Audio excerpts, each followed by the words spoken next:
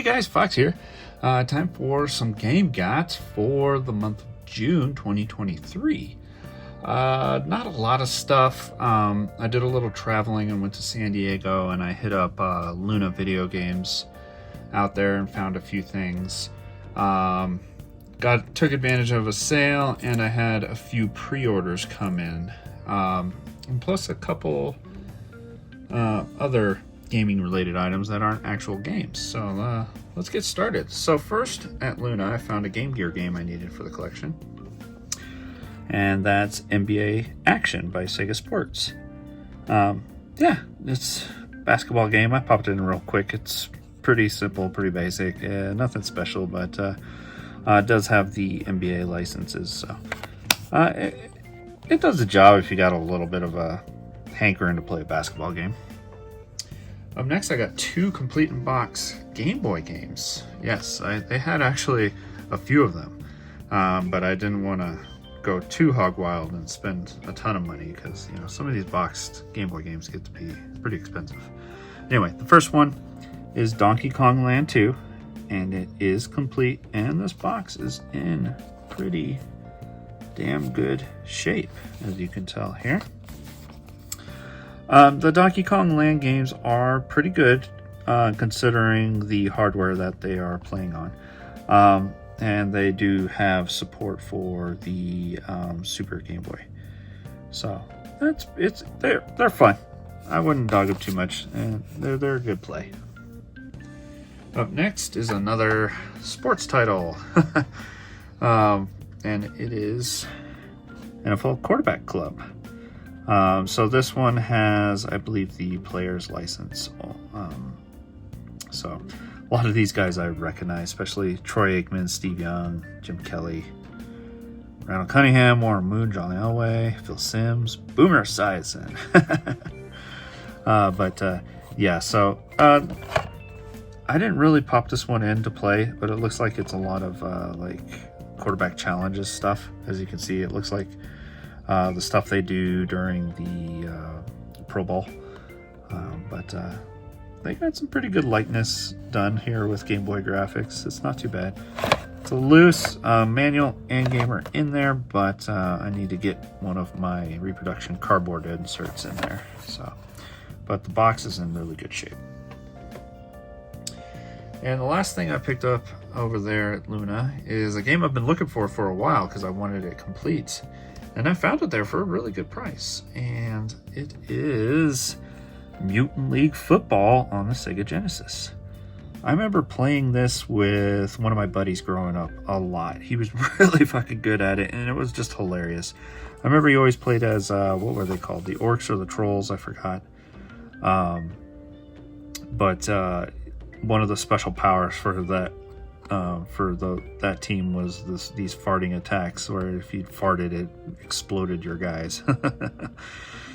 So it was pretty funny and a lot of fun, and kind of a different take. It was kind of like NFL Blitz, and I think this was before NFL Blitz, so except it just went along with some weird mutant teams, robots, and orcs and aliens and skeletons and whatnot. So a lot of fun, and this one is complete with that. It's a pretty thick manual too, and the game, I'll show you this huge manual. That's pretty cool. It was supposed to have cards with it, I guess, to have this game complete, because it's supposed to come with a couple cards, but I'm sure those are very rare to find. But yeah, really good pickup. I got a few Switch titles here. I picked this one up on sale on Amazon. It's one I wanted to add to the collection because it's an indie game and it's a turn-based RPG. And so I went ahead and picked it up for $15 on Amazon, which I was happy about, and that's Indivisible. So yeah, this is pretty cool, unique, nice art style. It's a turn-based combat RPG. And I guess there is platforming as well. So, and a lot of character recruits. I've heard pretty good things about this game, so really good budget pickup, I think. Up next was a pre-order of another, like a tactical RPG, a remaster, if you will, or a remake.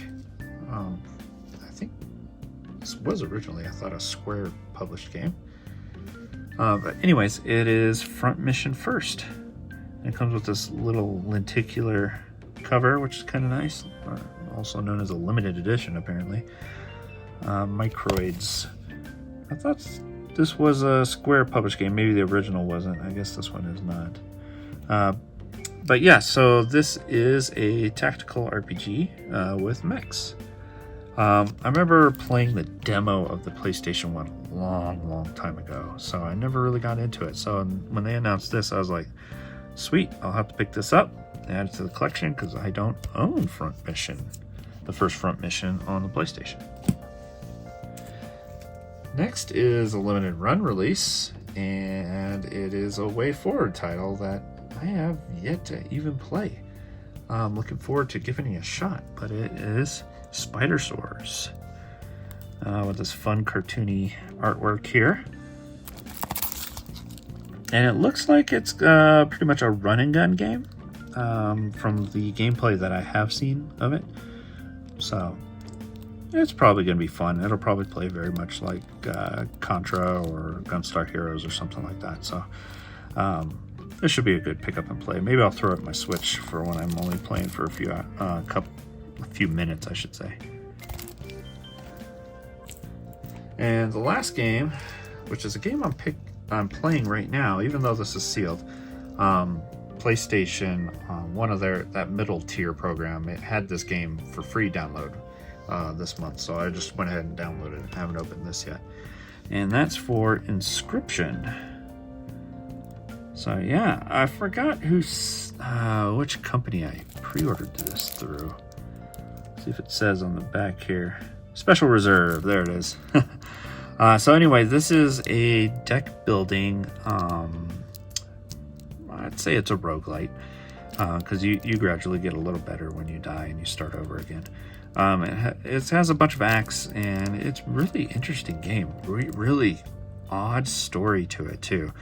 I would say I'm about 2/3 of the way through it, or I'm just about to finish Act 2, and there's only 3 acts in the game. So looking forward to finishing this one up. It's definitely a change of pace, especially before Trails into Reverie come out in about a week and a half from now. So I highly suggest this game if you like deck builders. It's a really interesting, unique concept, especially with the storytelling. It's very different. Good game. And the last 2 items. This was a pre-order because I was also, I guess I'm not lucky because I still think the pre-orders are up. Anyway, Analog opened pre-orders for the Analog Duo, which is for the NEC line of systems, TurboGrafx, SuperGrafx, Turbo CD and stuff like that. So really happy to get that system because I mean, I really don't have another way to play TurboGrafx CD games. So this would be ideal, and I plan on picking up a couple ones that aren't too expensive but good ones. If you guys have any suggestions of any TurboGrafx CD games that I should pick up that are fun yet inexpensive, let me know in the comments so I can keep an eye out for them. Anyway, I also went to Amazon and pre-ordered the 8-bit Do controller to go with it, and here it is. I think it looks pretty cool.